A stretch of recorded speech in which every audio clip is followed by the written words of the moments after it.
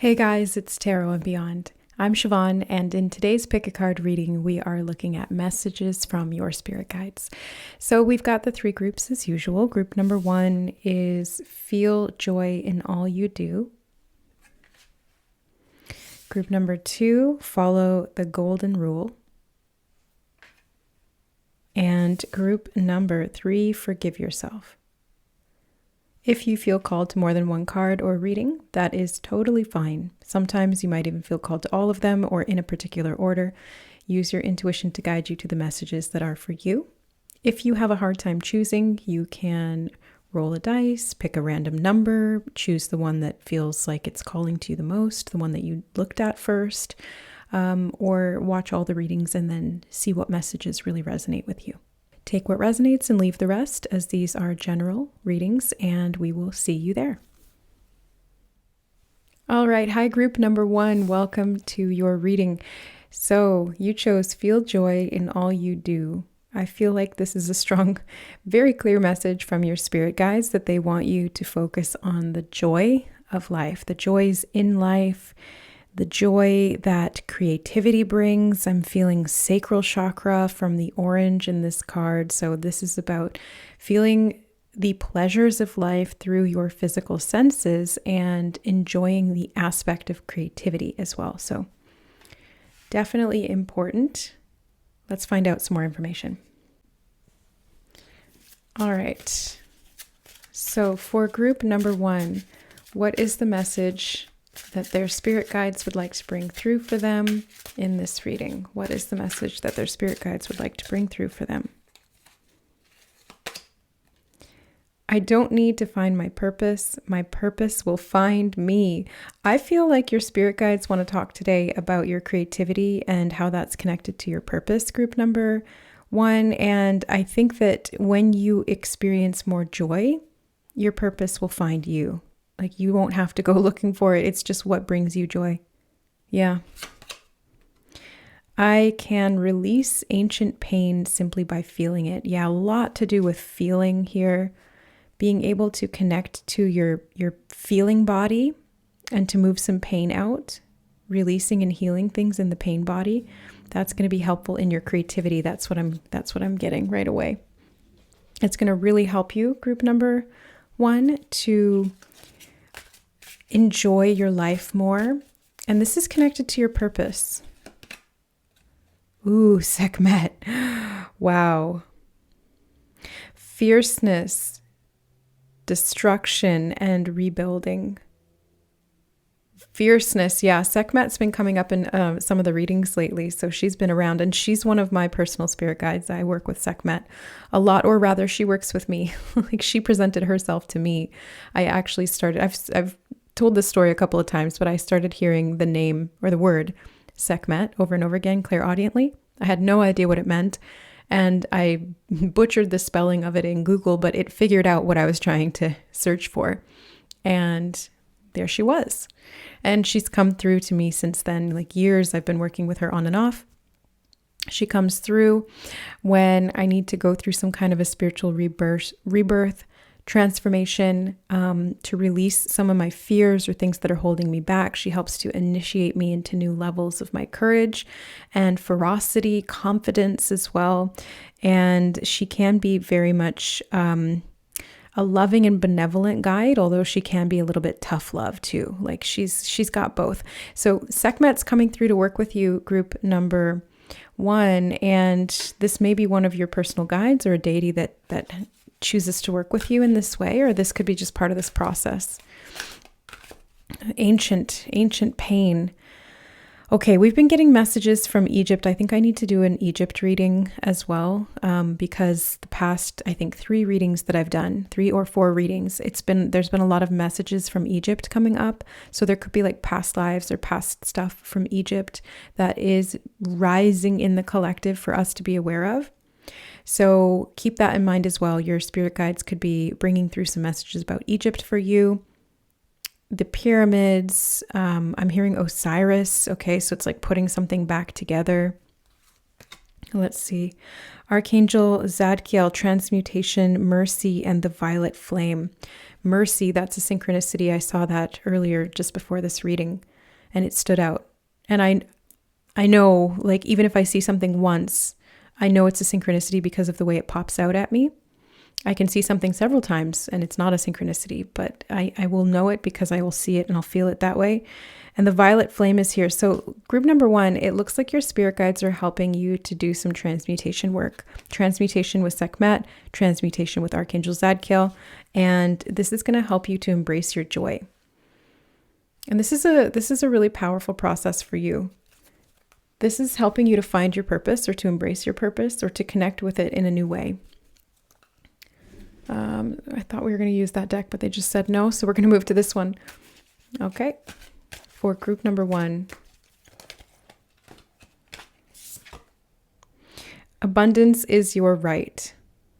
And this could have to do with how you experience abundance. I'm going to put that here. How you experience abundance, how you create for yourself, how you feel, trusting your intuition. Okay.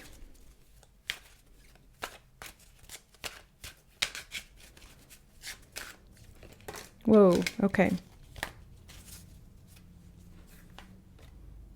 Be of service. This could have to do with your service and how that's connected to your purpose as well. So your spirit guides here coming through with a message of healing. Healing of yourself because it's connected to your service. Group number 1.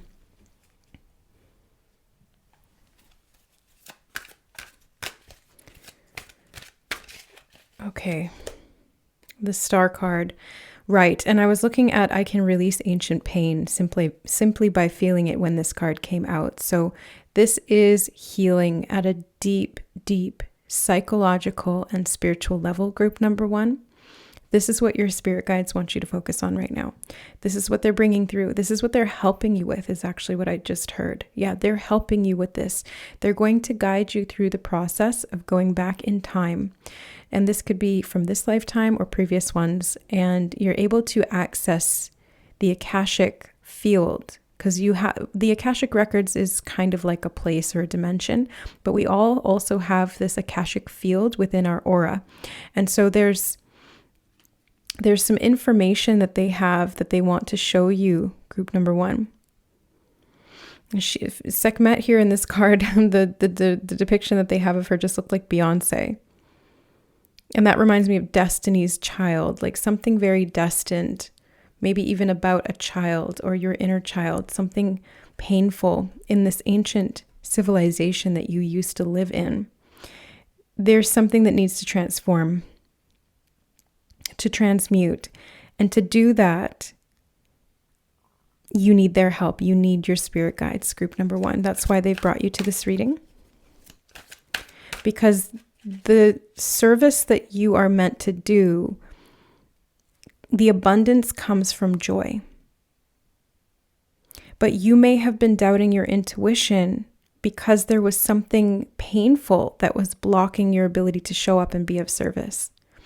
This kind of feels like the persecution imprint. This is a light worker wound, which can show up around us feeling unsafe or even downright petrified to share our gifts, to speak our truth, to help others, to even just follow our passions or our creativity. That can all be connected to us feeling really vulnerable for being attacked for those things in our past lives, or having major losses or traumas connected to being of service in that way.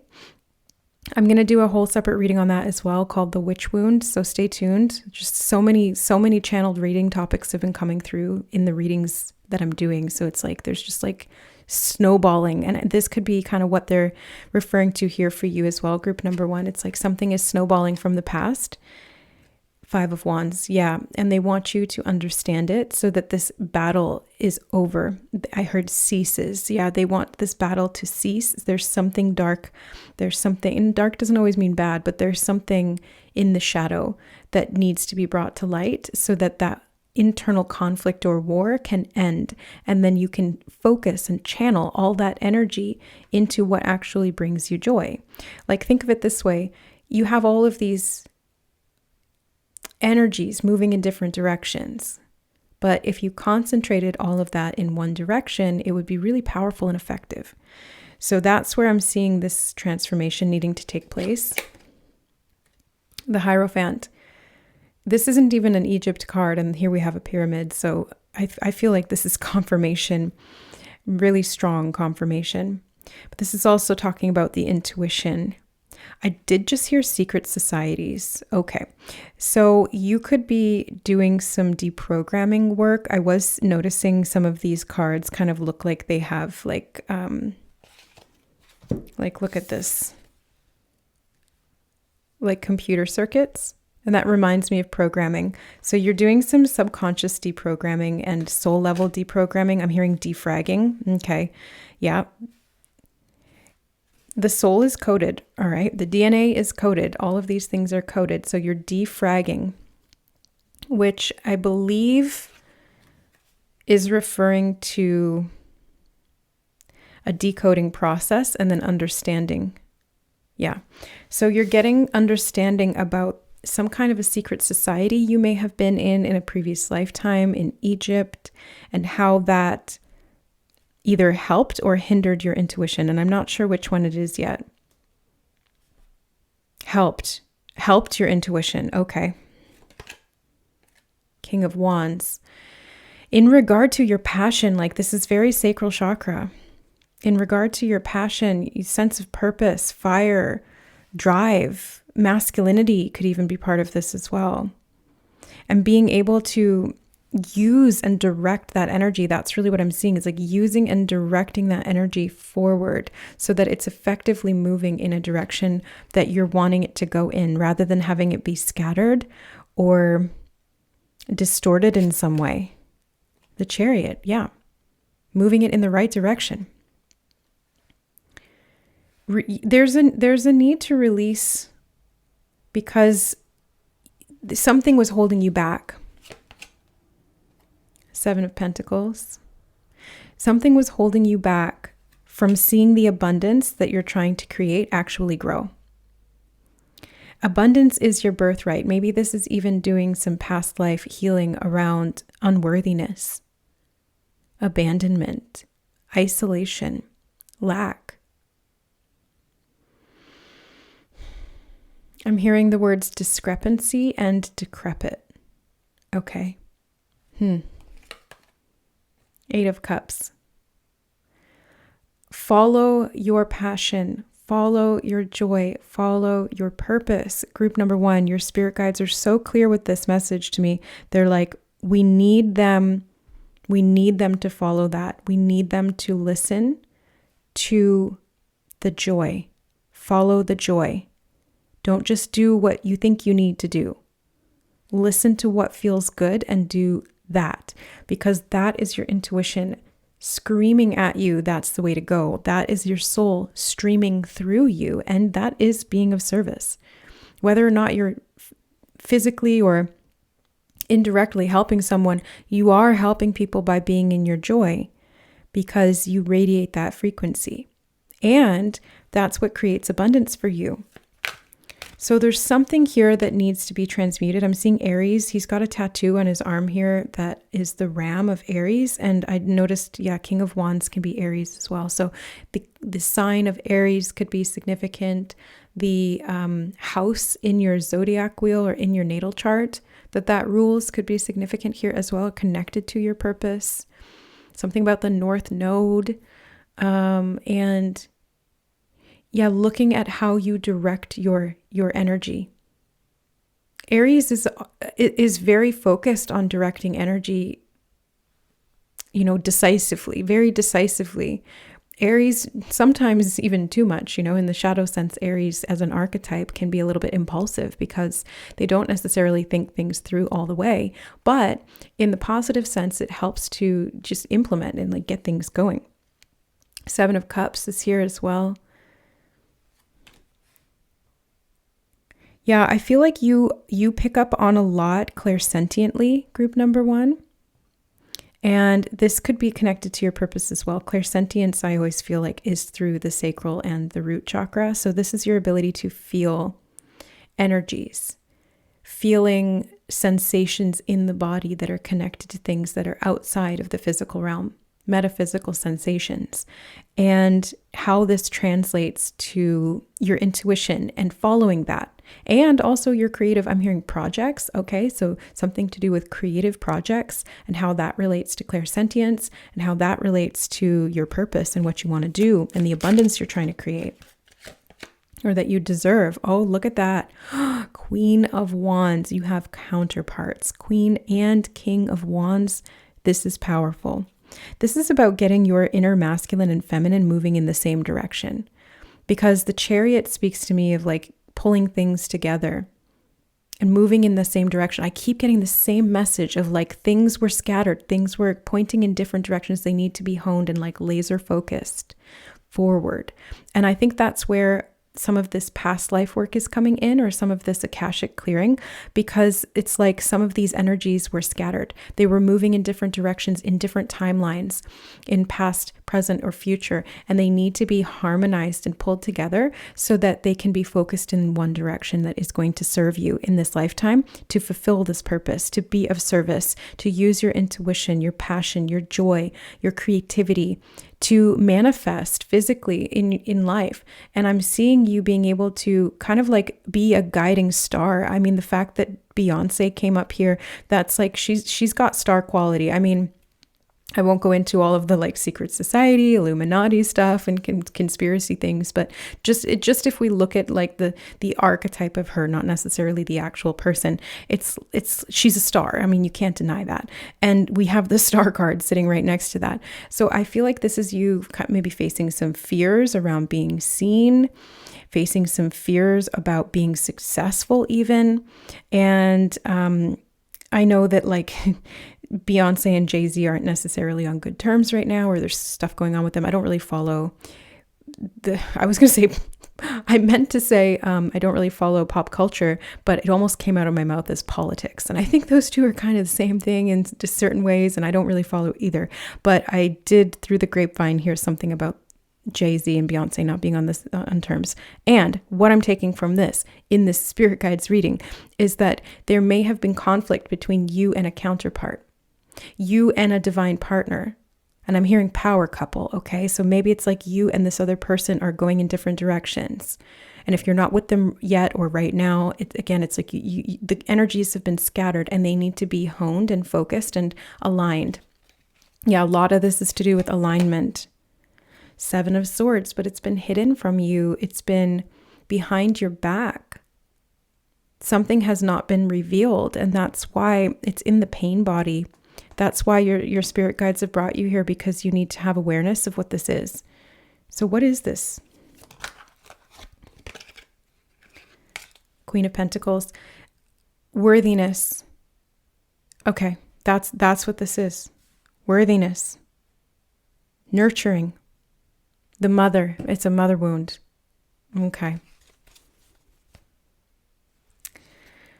Knight of Swords, and this is connected to how you implement, how you take action, how you ride forward in life, how you communicate. I'm also hearing how you communicate, how you express yourself. So this past life that your guides are bringing up is going to help you to heal these areas. It's going to help you to, I'm hearing, relieve pressure. And I just got the clairsentient sensation in the back of my head of something like a plug being pulled out of the well of dreams chakra at the back of the head. So this is the back of the third eye that they're showing me here. Wow. Okay. That's major. It's kind of like energy surgery. This star card, wow. The soul star chakra is another one that I'm seeing. They're talking a lot about the chakras here. The soul star, the back of the third eye, the well of dreams, let's get some, the sacral for sure. Let's get some, there actually is some chakra cards here. And thank you so much to Yesenia for sending in all of these decks to us. She sent a huge box of decks in. I could not believe it. If you want to see my reactions, I posted an unboxing and a grid work reading on the members side of the channel. Stability and security, root chakra. And as I was pre-shuffling the deck before jumping into this reading, this one is the one that I kept seeing coming out. So I'm not surprised to see it here first thing in the morning, but like, no, I'm filming at night. Something about the morning could be significant, or mourning as in MOURNING, mourning. Yeah, grief, needing to release some things around not having the stability, not having the security. Oh, I just heard slave worship? What? Oh, this may have been a lifetime in ancient Egypt where you were a slave. Oh my God. So no stability or security, no autonomy, no joy. And there was a lot of worship of pharaohs. Like, abundance is their right, not mine. And then there's this discrepancy in the soul field, what they're showing me, where you believe that you're unworthy of being in power or having that level of abundance or stability, but it's your birthright. It's almost giving me this energy of like, you're a divine being having this human experience. I mean, that's exactly what is happening. But in that previous lifetime, in that incarnation in Egypt, you were a divine being having an experience. You had this birthright as a divine being of this inheritance of light where you should have had a life of freedom, but instead you were enslaved. If this could be metaphor as well, but I'm seeing it and feeling it tangibly, like you were a slave in Egypt. And I'm seeing that. So sold into slavery, it's like your worth was determined by what you could do, and you were not seen as anything more than like a workhorse, or even less than that. Yeah, they're showing me even more lowly than that. And it scattered your energy at soul level. It prevented you from trusting yourself, trusting in the divine, because you saw these gods that were being worshipped as having abandoned you and left you in destitution and slavery and trauma. And seeing these exalted ones up on the thrones, having everything that they needed and could possibly want, and putting all of the labor of their desires on your back. It just wasn't fair. Decisions. You've got some big decisions to make, group number 1. You've got choices now. You didn't have free will. I mean, you had free will. We always have free will. But in a lifetime of slavery like that, or even like this, depending on how free you feel in this lifetime, are you a slave to the system? Are you a slave to finances? Are you a slave to your work? Are you a slave to the government? I don't know. There's different ways that this could present. But I'm seeing that energy of slavery, of not having the free will, or perceiving that you don't have the free will accessible to you to make your own choices in life and to create a life that feels joyful, sensually enjoyable, right? It's not like pain and torture all the time. It's like I can actually enjoy myself. And in this lifetime, you have options, more than you did in that one. And that's something, right? That's something. But your spirit guides want you to understand the gravity of the situation and where you came from and what you're healing and what you need to know about that, so that you can remove that layer of the pain body, is what they're showing me. Remove that layer of the trauma that may be infringing on your free will being used to its greatest effect in this lifetime. The one that we're talking about currently, like the you that I'm talking to right now. Because you have options here. You have a lot more options than you think you do. I'm seeing that so clearly. You have a lot more options than you think you do. You're not going to be destitute, group number 1. You're not going to be left behind. You're not a slave. You're not abandoned. And the popular ones are not more special or more worthy than you. You have a divine birthright of stability and security. And the way that you're unlocking that in this life is going to be through freeing yourself from the pain and being the joy. Divine consciousness, crown chakra. So you've got root chakra, solar plexus, and then crown. Divine consciousness, connecting to your divine consciousness. This is your purpose in this lifetime. I just got that message so clearly from your spirit guides, group number 1. This is your purpose in this lifetime. It is nothing short of just being in your divine consciousness and recognizing your divinity, recognizing what that actually means for you, practically speaking, as a human in this lifetime, with the goals and the desires and the different things that you want to do. How would that change if you truly understood and embraced your divinity? How would that change? How would that look different? Maybe let's just play with that idea and get creative, because that's what the sacral chakra is all about, creativity. And then you can decide. Once you realize what actually is on the table here, literally, but figuratively too, like what the options actually are. Truth, throat chakra. Communication, I bumped that. And the Knight of Swords is the throat chakra. So yeah. You being able to communicate from your truth, from your knowledge, your wisdom, your beliefs, and not have those be squandered. I'm hearing squandered on small minds. That's what I just heard. Squandered on small minds. Okay, now they're showing me a preacher. And I'm hearing the line, I can't remember, I think it was Jesus, Yeshua, who said, basically, don't cast your pearls before swine. They won't appreciate it. Something like that. And they're showing me a salad now, clairvoyantly. This is so random. Salad. It's like healthy nourishment. Oh, don't cast your pearls before swine, because they'll just think it's word salad. They won't understand it.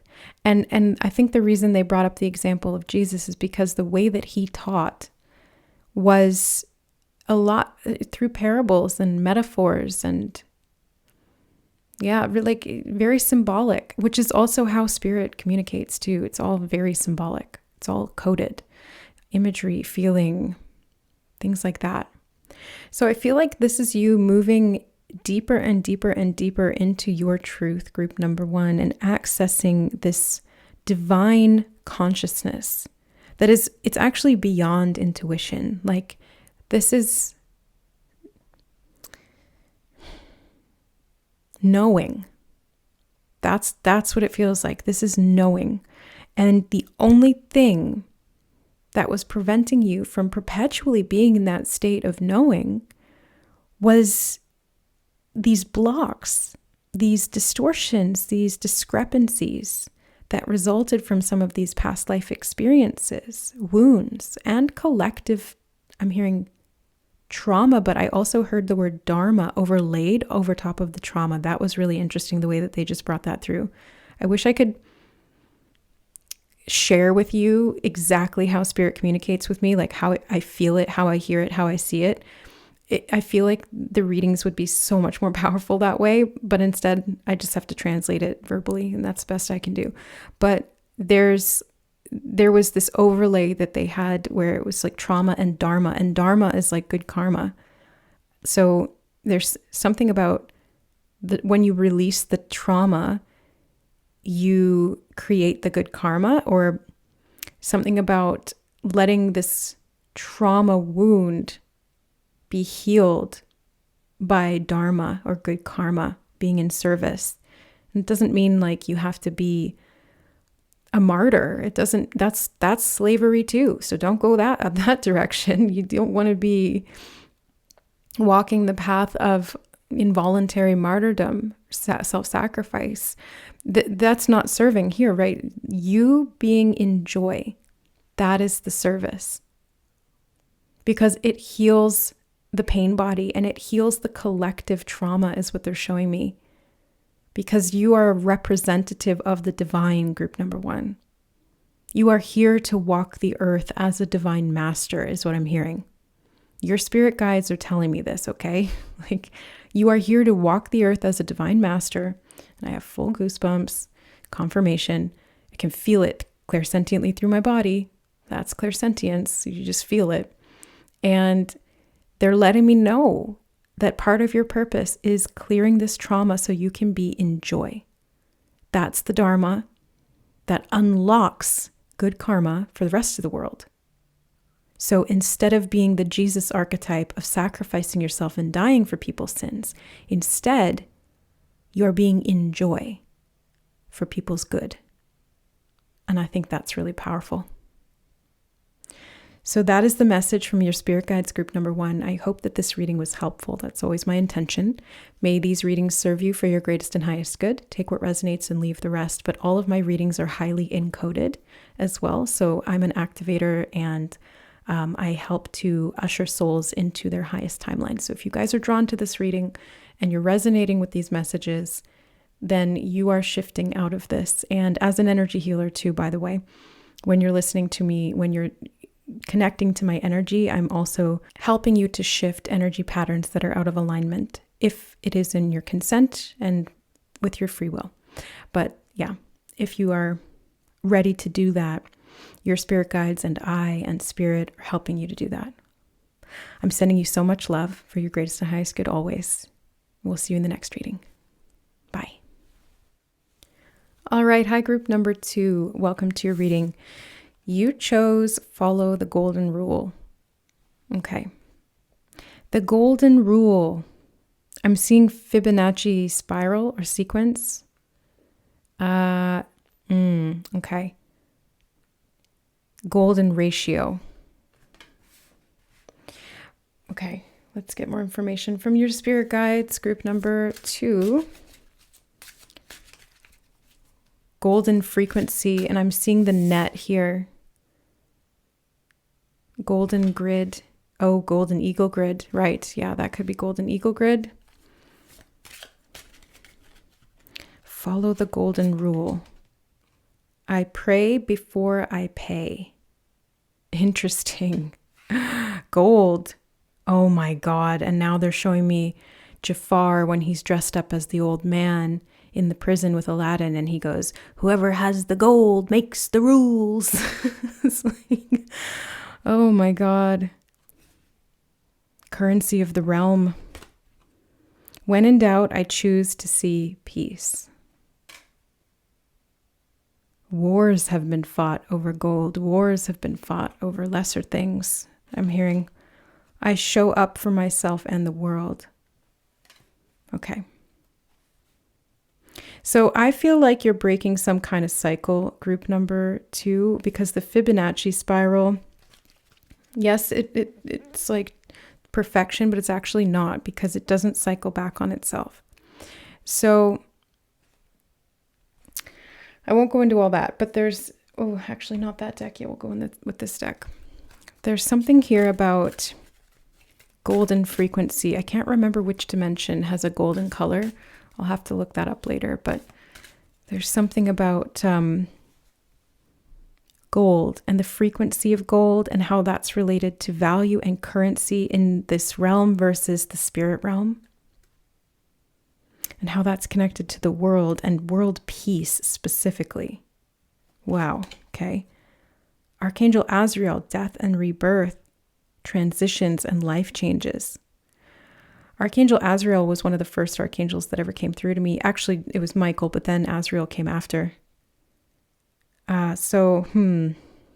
he's got the Ouroboros tattoo on his arm, the snake eating its own tail. That's what I mean, like the Fibonacci spiral constantly expands, whereas the Ouroboros goes in a cycle or spiral like that. So there's something about infinity versus something that is finite or something that, I'm still not sure yet. But Archangel Azrael is about, death and rebirth and transitions. So I feel like there's something here about when you transitioned into this lifetime, like when you came from the spirit realm. Group number 2. What is this about? I'm seeing something about choosing peace, as in like choosing world peace, or choosing to incarnate so that you could help with world peace. Thoth, wow, wisdom, time, writing, Akashic records. Both of them are wearing necklaces, and I was noticing that, like they're both wearing, he's got the eye of Horus or Ra, and then he's got it looks almost like an amethyst around his neck. I don't know what the significance is of necklace, but they're drawing my attention to it, so I will note that, and we'll see what comes up around that. But there's the golden rule. This feels very cryptic. Your reading feels very cryptic, group number 2. I'm needing more information. Okay. More information, please. Yeah, it's coded. They're showing me the hieroglyphics, symbols. Like it's very coded and symbolic, sacred geometry. Patience is a virtue. Yeah, I'm even having to have patience in this reading because I'm like, I don't know what the message is yet. It feels very abstract, cryptic. Set your intentions. Okay, my intention is for this reading to be very clear, helpful, and useful for all of the souls that are drawn to group number 2 and any of my other readings as well. For their greatest and highest good and the greatest and highest good of all. Make each day count. And I heard bean counters, and they started showing me an abacus, which was an old way of counting and doing math. Something to do with money or mathematics or both. Oh, values. Even the word value is connected to mathematics. I feel like this is an equation. I feel like your reading, group 2, is like an equation, and I'm having to figure out the math. You are here for a reason. I think this is the main core message of what they want to tell you, group number 2, why they've brought you to this reading, is to let you know that you're here for a reason.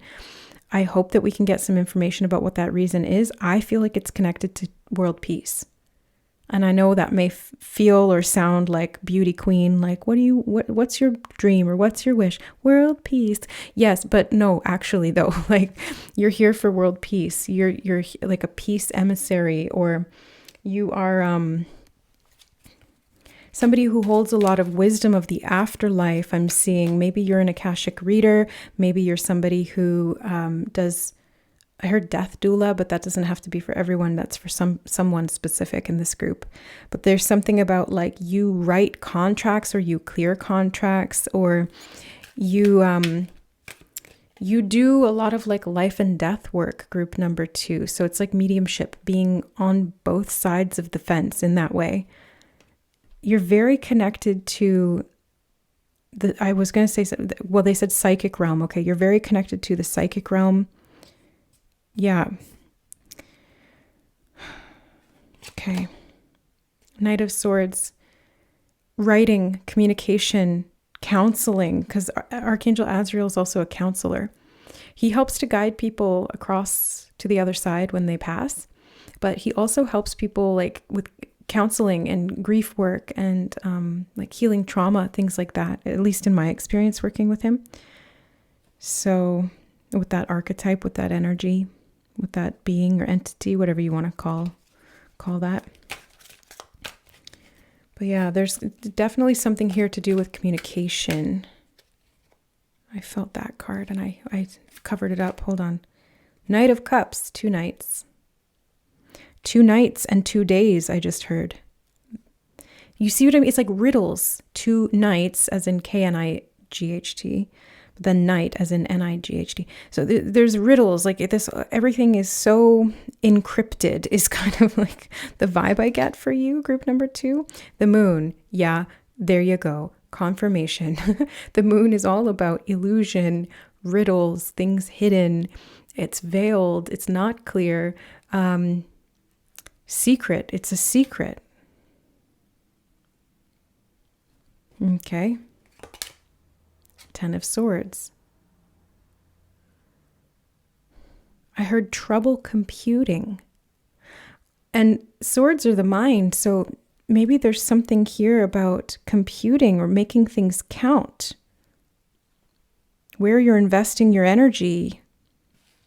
Because that's the currency of the realm. That's the currency of spirit. It's not money. It's not gold. It's not things. It's vital force energy. It's the mind. It's consciousness. That is the currency of the realm. And whoever holds the minds of the people rules the world. So if we want world peace, we need to bring peace to the minds of the masses. This is, wow, this is a strong mesh. This is the reason. This is why you're here, group number 2. Writing could be part of that. Maybe you're here to write something. I'm hearing symposium. What's a symposium? What does that mean? I'm going to have to look up that word later. 9 of Swords. Counselors healing the minds of the troubled, healing the minds of the masses, helping people who have stress, trauma.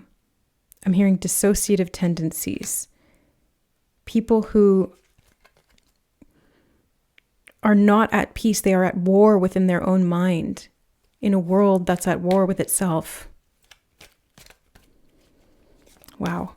Being intentional, making things count, taking stock, counting, being aware of the way you're using your energy. Your thoughts have power, group number 2. Your spirit guides are very adamant about this message. Your thoughts have power. Choose wisely where you place them, what you invest them in, what you're listening to, what you're thinking, what you're believing, what you're projecting out towards others. Prayers have power too. Pray for everyone that you meet, good or bad. Pray for everyone.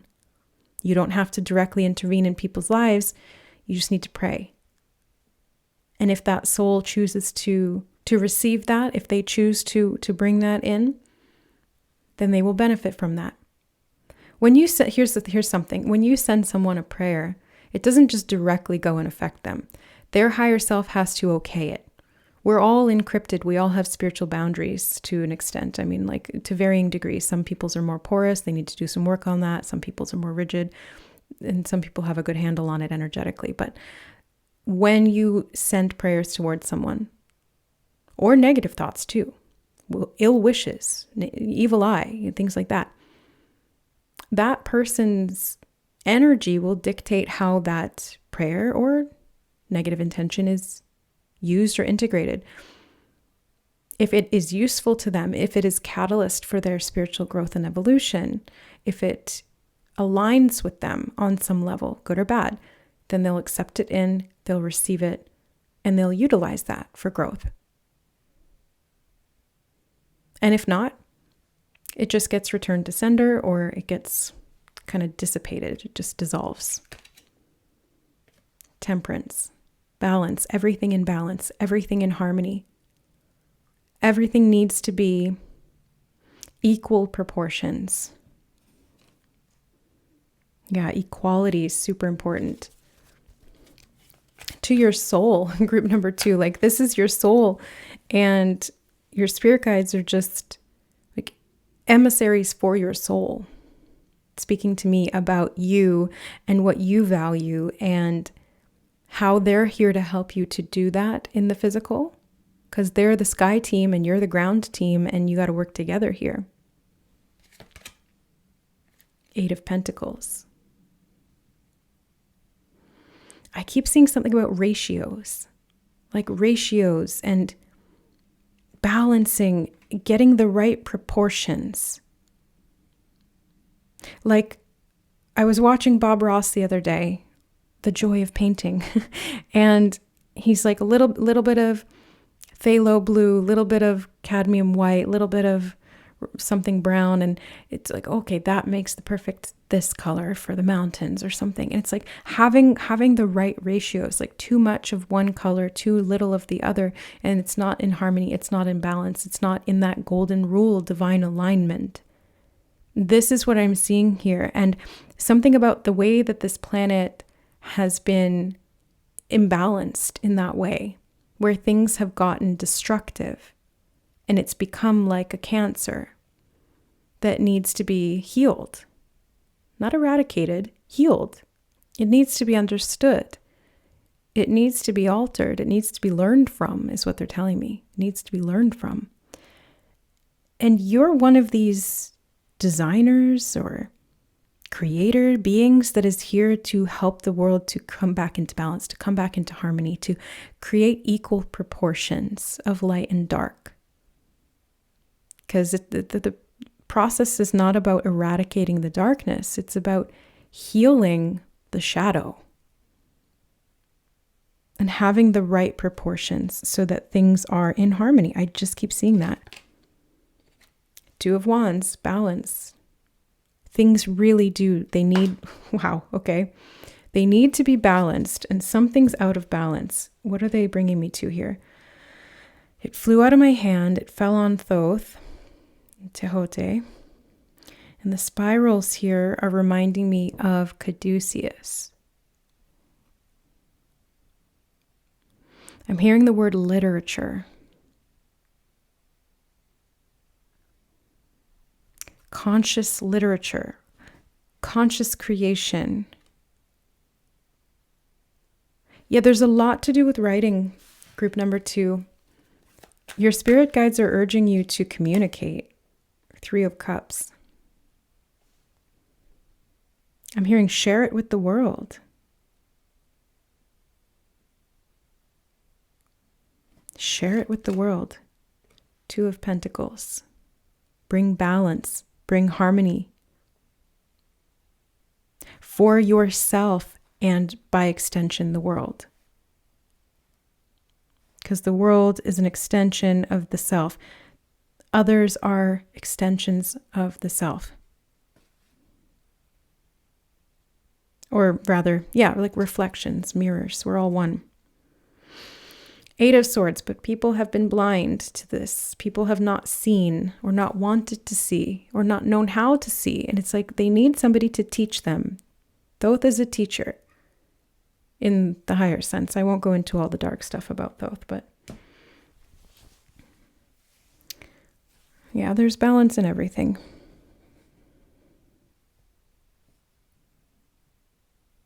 There's distorted teachings. That's what they're telling me. There's been distorted teachings, okay?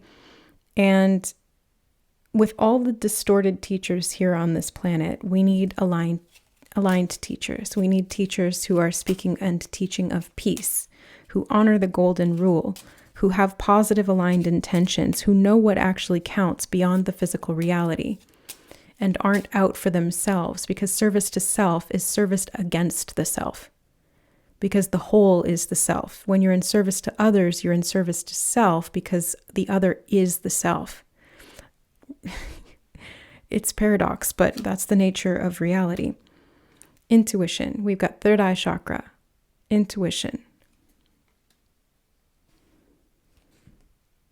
Using your intuition to bestow virtue, I just heard. What does that mean? Using your intuition to bestow virtue. They said, look down, and we have the flower of life. Even this is not the whole symbol. This is not the flower of life. This is like the seed of death, actually. This is, yeah. Emerald tablets were distorted. This was distorted. I won't go on a big spiritual rant here, but there's a lot of like distortions, even in the spiritual community and what is being taught. People don't know what they don't know. And there's been so much misinformation. There's been lies seeded on on both sides. You know, it's like the devil will play both sides. They will play both hands. It's not just on one side. So there needs to be balance in both areas. Presence.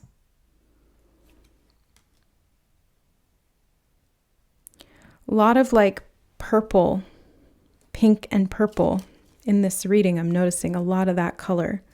So magenta ray could be significant here. Indigo ray, blue ray, green, love, heart chakra. Yeah, love. Coming from love. having the intention of love, choosing love, that's peace. That's what creates world peace. It really does. Spiritual awareness. Yeah.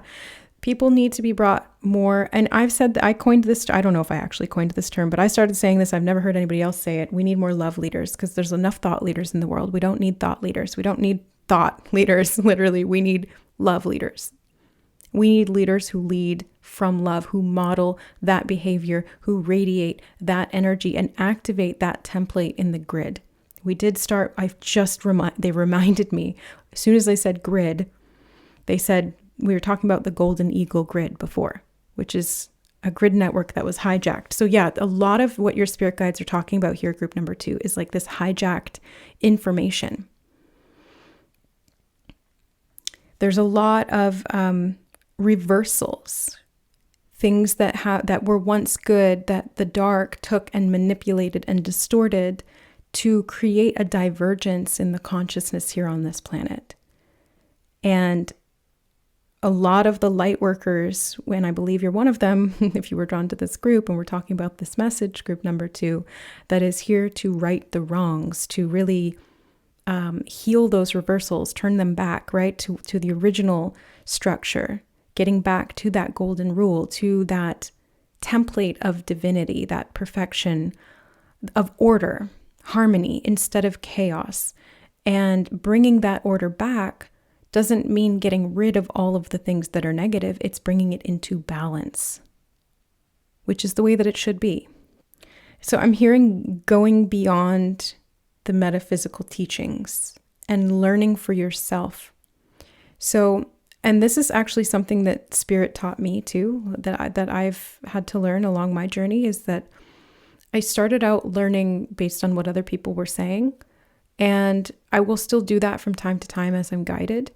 But after a period of time, I started realizing that I needed to discover things for myself, and I needed to learn through my own experience, and I needed to learn by questing in the astral realms or connecting to the messages that were coming through for me personally and my own inner journey, because there's so many distortions in the outside that it's hard to tell what's what.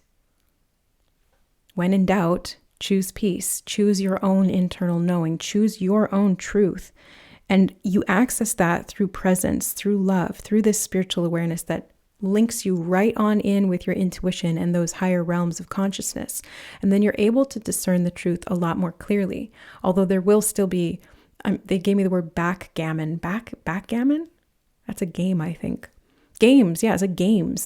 There's always games going on down here, distorting the mind and creating false illusions, leading people down false tracks. And that's okay too. Like we can't stop that from happening outright, but what we can do is model the right behavior, or not that there's right or wrong. It's hard to talk about this without getting into these dualistic, thought patterns and ways of using speech even. So even language could be part of this too, because they were talking about the hieroglyphics before. And language shapes how we think, what we believe, how we understand each other, how we communicate and express. Maybe art is a medium through which language can be expressed beyond, or information can be expressed beyond language. Yeah, art, symbols, characters, pictures, things like that, instead of words, or using words to create art, like fictional novels, things like that. But basically, what I'm seeing here, group number 2, is that your spirit guides want you to create peace within yourself, to access, I should say, not even create, you just access it. It already exists. Just access that peace, praying and connecting to that inner virtue, that inner divine presence that you have, the divine love that you have. And they said, ask for support when you need it too. So if you're having a hard time connecting to that, ask for support from your guides, because beings of service, beings who honor the law of one, beings who are walking that right-hand path, they will not and cannot interfere even to help you if you don't ask. So there's that you have to give them an in. You have to give them like a loophole around that law of free will. If you want something, you need something, and you need help, or you want to help someone else, but you're not able to do it in the way that you're needing to or wanting to, then call on spirit, call on your guides, and work with that energy through your own embodiment of peace as well. They keep bringing me back to that. It's like embodiment of peace. Very, very important for you, group number 2. So do what brings you peace. And it feels like it's very subliminal, subconscious, creative, coded. Maybe even just exploring that, like working with fiction or art in some way to get some of this subconscious coding out of the mind. Like they're showing me somebody scribbling on a piece of paper and then just like looking at the shapes that you've made. It's kind of like letting your hand free write. That's actually a form of channeling called auto writing, but I was seeing it a little bit differently as more like just like random scribbling or drawing. But yeah, they're showing me it's like channeling, being able to connect to your soul in that, your higher self in that way. And then it's like you connect to that spiritual awareness and you remember why you came. Because I feel like sometimes there's doubt. That's kind of the vibe I'm getting for you, group number 2. It's like sometimes there's moments of doubt where you forget why you came, or things aren't adding up and it's frustrating, or you feel like people don't understand, or maybe you don't feel like you understand. Just come back to the golden rule, and the golden rule is always love. The golden rule really at the highest level is the law of one. That's the highest order. The law of one, it's unity consciousness. That's the spiritual awareness. That's where all of the love comes in. If you can be present in that energy, you will unlock untold truths, is what they just told me. Untold truths. Literally unspoken truths. It's truth that can't even be spoken, because limiting it through language would be a bastardization of what that truth is. Wow. But don't let that stop you from trying to write it down. It's a little bit, it's both sides, right? Again, balance. So really, at the end of the day, group number 2, the message from your spirit guides here today is to pray and connect to peace, to ask for help when you need it, and to align with this inner call that you have, this information that wants to come up and out of you to help other people, to heal their minds. I'm hearing teach them what you know. Teach them what you know. And you don't have to know everything. You don't have to be an expert. You just need to have something that you know that you can relay to others. And you don't shove it down their throats. That's not honoring the law of free will. You just put it out there, and the right people who need it or who want it will find it. That's the key. That's how we honor the law of free will. That's why we incarnated in the first place, because we couldn't influence it from the outside. We had to come in here. We had to actually get into a meat suit and go along for the ride. And our spirit guides are the sky team helping us do this mission. So work with them and know that you are them. Like you are a spirit guide yourself, physically here incarnated. There's no difference between you and your spirit guides other than the fact that you're in a body and they're not. That's the only difference. So speak your truth, group number 2. That's what I really see. All right, guys, that's the message from your spirit guides. I hope this was helpful. Just take what resonates and leave the rest. But my intention is always for it to be for your greatest and highest good and the greatest and highest good of all. I love and appreciate every single one of you. May your missions here on earth be blessed. I love you, and we'll see you in the next reading. Bye. All right. Hi, group number 3. Welcome to your reading. Let's find out what your spirit guides want to tell you today.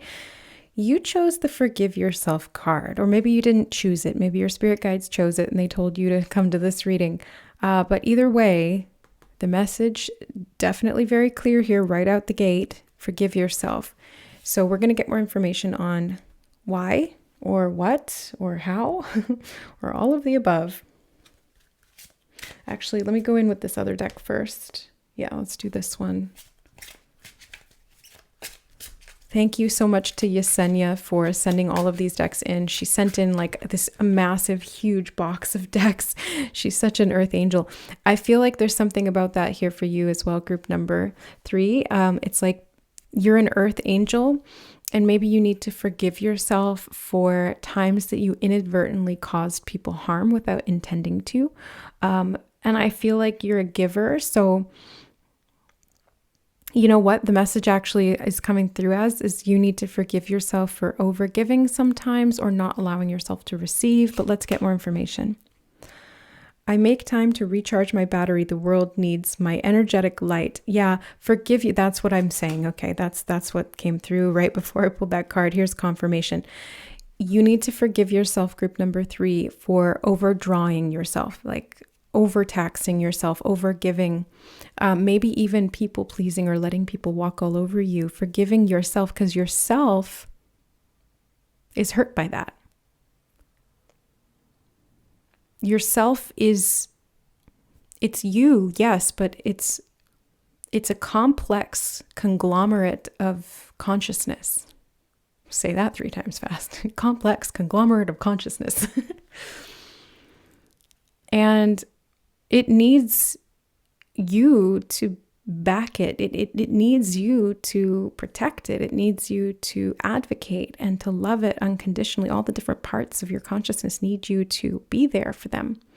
And just as you would be of service to someone else, you also need to be of service to yourself. And when I said just as, it almost sounded to me like justice. Like that's justice. That's what's fair. Equal. You should have as equal of rights or equal charity or equal law and order as anyone else. You are not the exception to the rule. And you don't make the rule either. The rule is just as it is. It's the law of self-love. Can we make that a law? Can we make that a law? The key to getting what I want is to ask for it. Yeah, I feel like you have a hard time receiving, group number 3, and your spirit guides have brought you to this reading because they're saying, hey, you need to give to yourself. That's going to balance the scales a little bit, but then what's really going to balance them out and make it equal is when you give to yourself, you start feeling a little bit more comfortable receiving when other people give to you. This is actually a lesson that Spirit had to teach me, and that's why I have been getting steadily, I'm still kind of uncomfortable with receiving, but I've been working through this lesson because I was a chronic overgiver to the point where it has been life-threatening. And I won't go into all that, but being able to receive, learning to receive, it's a process of grieving all of the times that you didn't give to yourself or advocate for yourself or set boundaries or ask for what you needed. And all of those actions being a statement of rejection of self. And that manifests from low self-worth, and that's not your fault. You learned that. We're not born with low self-worth. That's something we learn. Or it's something, the worth that we had was taken away, but it can never actually be taken away. It can just be distorted so that your perception of it is off in some way. I welcome abundance and I will pay attention to the guidance I receive. Pay attention to this guidance that you're receiving, group number 3, because you need to welcome the abundance. You need to receive it in. I feel like as I'm channeling this message out, I am talking directly to myself here in this reading too. So like I am in this group with you. Group number 3, my spirit guides are like pointing right at me. I can see them. They're pointing right at me and saying, Siobhan, listen to this message. Yes, yes, yes, I know. Stillness is the key to success.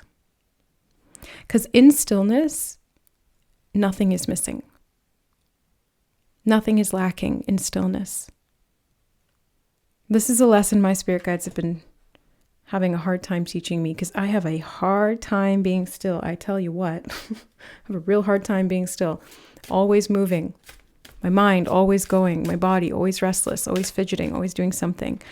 And I feel like if you're like that, or even if you're not, the message is still forgive yourself. Forgive yourself for having a hard time slowing down, for not asking for what you need, for not giving yourself what you need consciously or unconsciously. And instead of holding that against yourself and shaming yourself and putting yourself further or deeper into the hole, forgive. And don't forget, but forgive, and then start giving.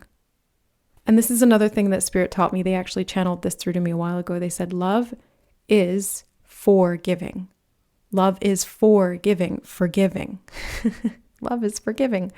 That doesn't mean that you forgive and forget or let go and let people trample your boundaries.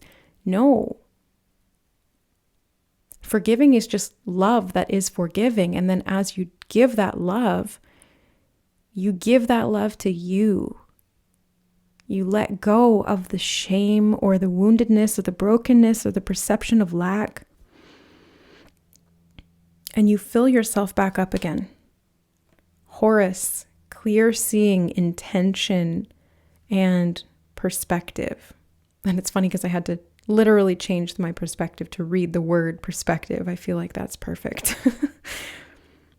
Horus. Okay. Horus may be a guide that you want to work with or that works with you. I heard in stillness, all will be seen. In stillness, all will be seen.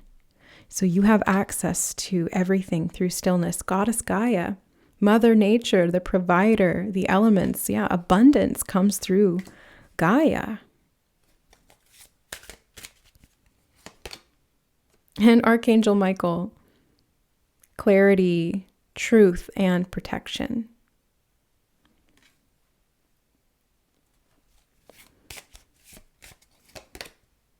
Archangel Jeremiah, reflections, dreams, and visions.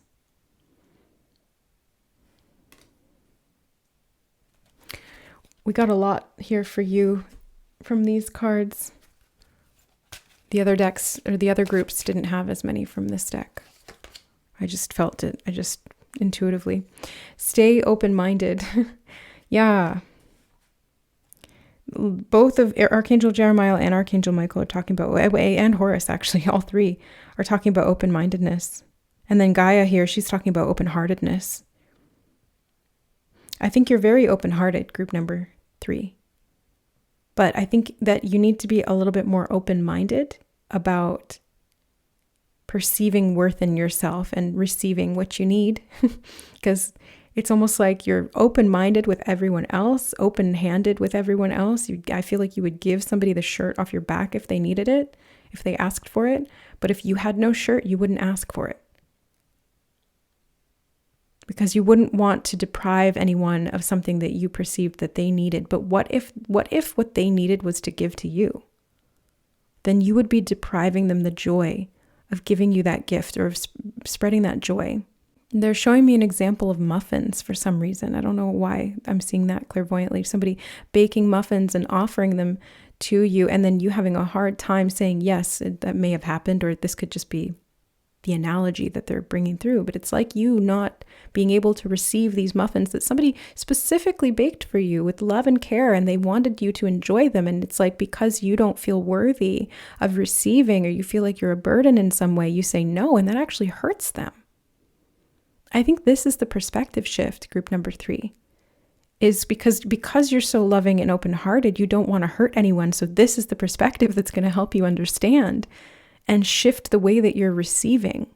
Think of it that way. If you don't let people give to you, you are hurting them.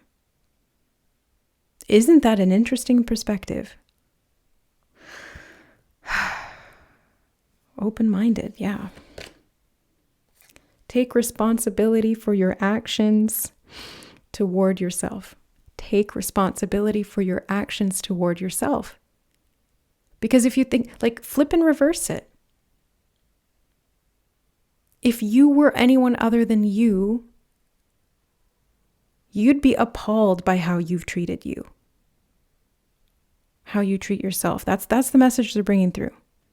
If this doesn't sound like you, then it's just not your group. Go check out a different one. But if you're still here, this is probably resonating on some level. And your spirit guides want you to take responsibility. Now, that does not mean beating yourself up.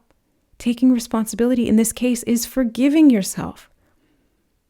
It's letting yourself off the hook, but holding yourself accountable so that that behavior doesn't continue. It's lovingly and with understanding, having compassion for the reasons behind why this has been the way that it was. And no longer allowing that to continue. By consciously and intentionally, even when it feels uncomfortable or that guilt or that shame is triggered by receiving, opening to receive, asking for what you need, and then letting it come in. And I can tell you from experience, it triggers guilt, it triggers shame, it triggers that unworthiness. But every single time that happens now, I notice that pattern, I see it, and I don't believe it. And that is helping me to forgive myself because it is opening me up to receive more. And to actually experience the joy and the gratitude, which is, I can feel it in my heart chakra right now. It's like I can feel my heart chakra fluttering. And it's very healing. It's healing to receive when you've given too much. It is healing to receive. You deserve to be nurtured too, group number 3. You deserve to receive and to get back everything that you've given. And you're not taking it back. You're receiving it in return. There's a difference. It's not selfish. Because you're not taking, you're receiving. There's a huge difference. But I think this is where the lines have gotten skewed between taking and receiving.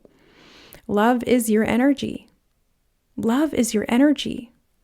And you need to, your energetic light, recharge your love battery. You need to receive. This is very heart chakra. You need to receive, group number 3. And the first step to that is seeing that clearly. Never judge another.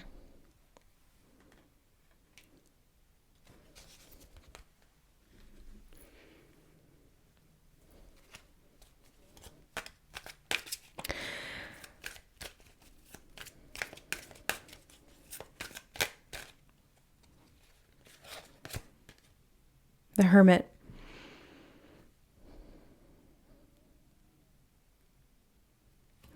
I feel like you may have been judged, group number 3, and then you hide yourself away because there were people who were not open-minded, not loving, not compassionate, who you gave to unconditionally and they just kept taking, or they just kept, okay, here's another thing. This is another thing I'm seeing. People judging you. Takers will judge givers and tell them that they're takers. Okay, let that sink in. Takers will tell givers that they're takers. They project it onto them. So somebody who's constantly taking from you is going to say, you're selfish anytime you ask for something. But that's not true. That's projection. And I'm seeing like, it's been hard for you to stay open-minded about this with yourself because of the way that other people have projected this shame or reflected it back to you, really. It's not even a projection in that game. I mean, it is, but it's a reflection. It's a reflection, a distorted one, but it's a reflection nonetheless of this belief that you have, this wound that you have, group number 3, around self-judgment. Because that's what this is. It's just your own self-judgment being mirrored back to you. But it's not the truth. That's the key. It's not the truth.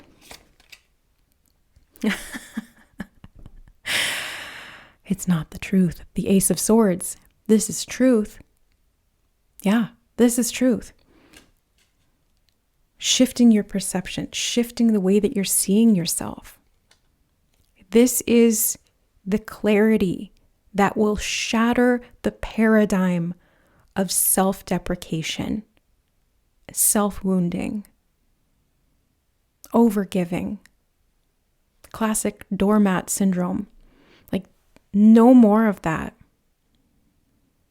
You slice through it they're showing me somebody taking a sword and slicing through a projection screen.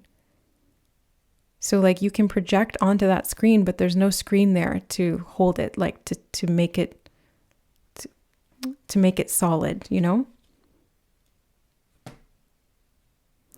And I think that stillness in solitude is helpful here, because maybe being around people who've projected the wrong things onto you, or mirrored back to you these wounds, made you believe that that was the truth, and getting some alone time with yourself to actually sit in your own energy and recharge is helpful here.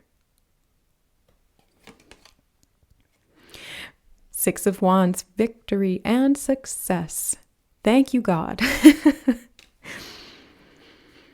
Thank you, God, Spirit, and the universe of the divine. Like this is you, group number 3, really finally having this breakthrough moment, clarity of mind and heart, where they're actually united within you, and you see yourself in the truth of who you are, in the highest light, that you are a divine being, and that you are worthy just as much as the next person, and that you deserve to receive.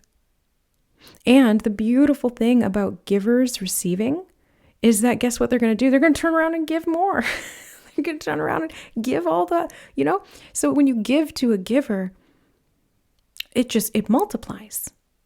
And when a giver gives to themselves, they have more to give. So it's like, yeah, secure your own air mask first and then help others. This is that type of energy. 6 of Swords. 2 6s in a row. You're harmonizing, you're balancing this out. You may have learned this through family. I just got a message about family. You may have been projected on early on that you were selfish, or that you were taking up people's time or energy or love, or you were needy or something like that. And that really created this wound of like, ooh, I can't ask for anything because I'll get shamed for it. I'll get judged for it. I'll get told I'm this or I'm that, and it must be true.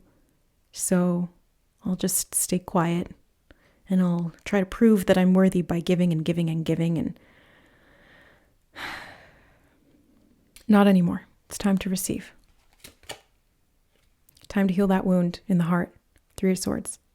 This is what your spirit guides have brought you to this reading for, group number 3. They're here to help you to take responsibility by seeing the truth here. That the lies and fabrications placed upon you are not who you are. They are distortions. They are not the truth. Your truth is found in the stillness of your being. It is found in your heart. And it beats, give, give, give. Compassion is your credence. It is your consciousness. It can't be anything else. It's your modus operandi. So if anybody tells you that that's not the case, you come back to your truth and you forgive yourself for believing these false lies about you. Forgive yourself, because you were the one who believed it. They shouldn't have said it, but you were the one who believed it. That's where the accountability comes in. I knew it. Justice. Yeah. Here she is, Lady Justice, here to bring balance back. Because you gave too much, and then you went into lacking energy, lacking love, lacking reciprocity, lacking equality. Things get unfair. And then you start creating from bitterness and resentment and lack and fear, doubt and shame and unworthiness. These are not the energies that you're meant to be in, group number 3.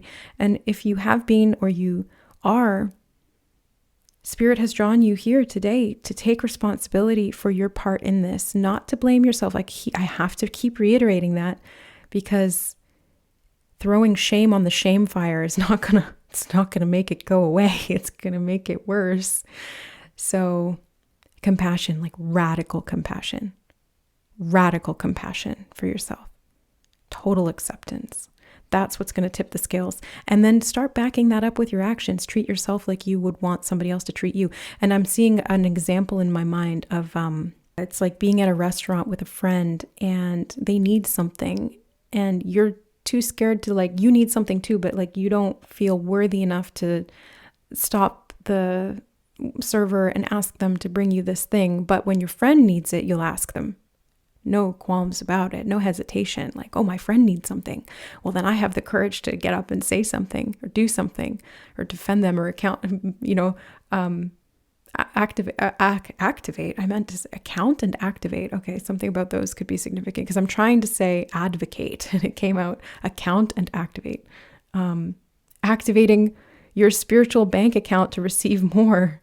It's like you need to have your checking account and your savings account open because you're going to be receiving group number 3 in more ways than one is what I just heard. So yeah, this could even come in the form of physical abundance or financial support or something that you need physically. But really it's symbolic. It's all symbolic of you being able to receive love from yourself first and foremost.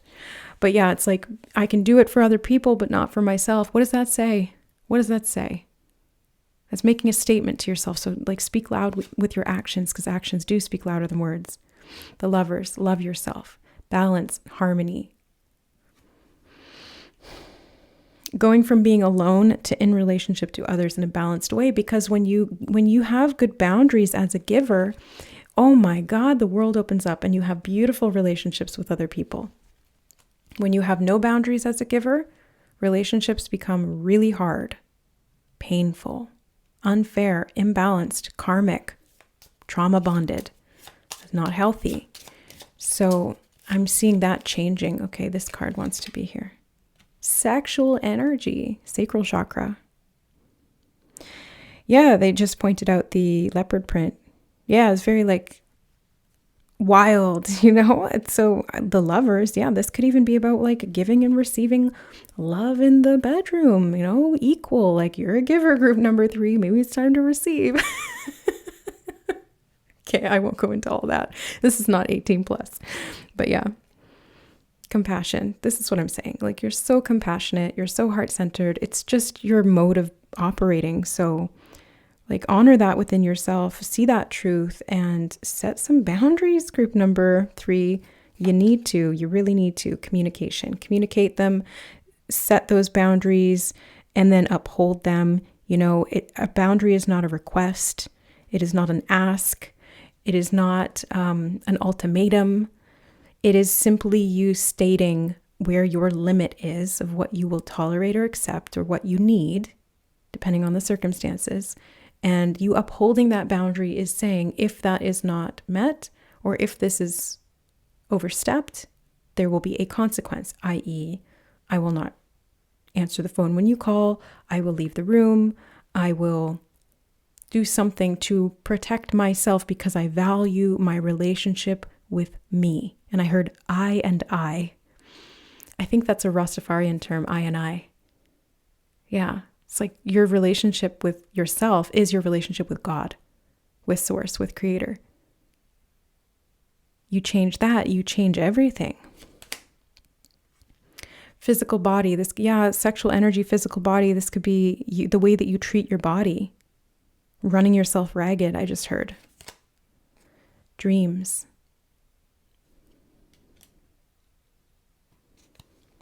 I heard your dreams will reveal these patterns. So if you don't fully understand or consciously have awareness of them in your waking life, pay attention to the themes or the symbols in your dreams. What you're seeking, I'm hearing, and also what you're lacking. What are the patterns in your dreams telling you about those things? Oh my God, forgiveness again. We started with forgiveness, we ended with forgiveness. Group number 3. This love is forgiving. So give that to yourself. Fill yourself with love. Give yourself all of the love in all of the ways, not just with what you think and say, but with what you do and what you will allow and what you receive. Be the advocate for you. You will see everything change across the board in your life, and all of this abundance comes in as you take this responsibility and you step up and you have courage. You express this. You're physical body's going to shift and change, I'm seeing. More vitality, because your energy has been so low, group number 3. You've been over giving. That shame wound runs deep, they're showing me. Like I said, I'm in this group with you, so like I get it. Absolutely no judgment from me. Never judge another until you've walked in their shoes. And then you won't judge them because you'll have experienced it yourself. And I think sometimes we jump to conclusions about other people. We think that we know them because we've seen something that they've said, or we've watched a video, or, okay, this is me just talking about me, but like, seriously though, we all do this. We think we know someone. We really don't. We really, really don't. I wish that we all had, when you're watching a show and a character's behaving in a certain way and you're like, you start judging them. You're like, oh, why is that character doing that? That's so annoying. And then they start unfolding the backstory over a series of episodes and they divulge all of the things they've been through. And you're like, wow, I really understand that character and why they behave that way. I wish we all had that, where you could just like press a button and like see someone's entire backstory and almost like experience it for yourself. You know how much more compassionate this world would be? Well, guess what, group number 3? You just operate like that. You're an empath. You're highly, highly sensitive. And so you will feel everything that everyone has been through because you have been through a lot yourself. And that's where this empathy and this love and this compassion and this giving unconditionally really comes from. But there needs to be boundaries because not everybody understands that or can empathize with you in that way. Not everybody sees you or feels you as deeply as you feel or see them. I think that's another thing here, is that not everybody's is as open-minded as you, or as open-hearted, I should say. So be gentle with yourself. Protect yourself. Your territory matters too. Your backstory does not define you, but it does explain a lot. All right, group number 3, that is the message from your spirit guides today. Just take what resonates and leave the rest. If this one wasn't for you, check out the other groups, like I said, but I feel like if you're at the end of the reading with me here, something about it resonated. So I'm sending you so much love and healing and support for you to work with your spirit guides in this way, to heal yourself, to receive all of the abundance that you truly deserve. And may it be so. I love you. We'll see you in the next reading. Bye.